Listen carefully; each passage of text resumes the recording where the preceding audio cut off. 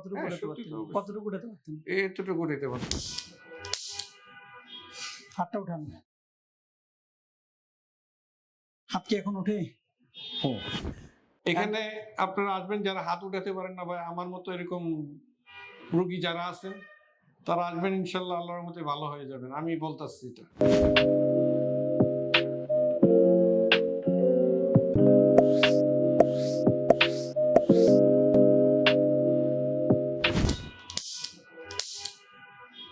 হাতটা উঠান।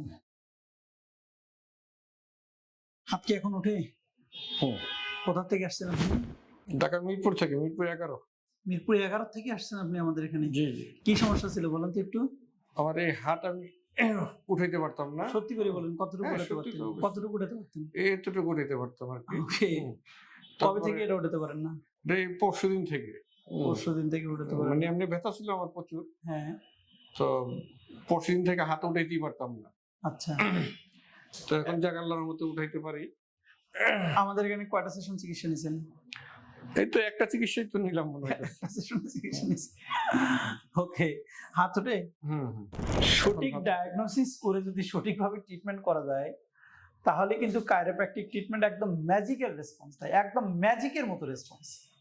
ওনাকে এখন পর্যন্ত আমি হাত দিয়ে শোল্ডারটা ধরিও নি, ধরছি কি না টাচও করছি, টাচ না। করে নি।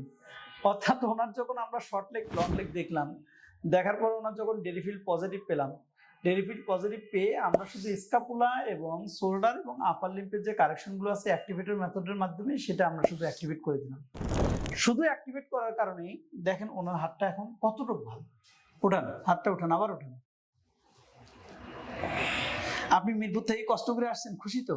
হ্যাঁ অবশ্যই, আমি ঘুমাইতে পারিনি সারা রাত, এই আজকে 3 দিন ধরে। হ্যাঁ 2 দিন 3 দিন হলো। আচ্ছা, আপনি ভাবছিলেন যে আজকে একদিনে আপনার হাত উঠে যাবে, এটা ভাবছিলেন?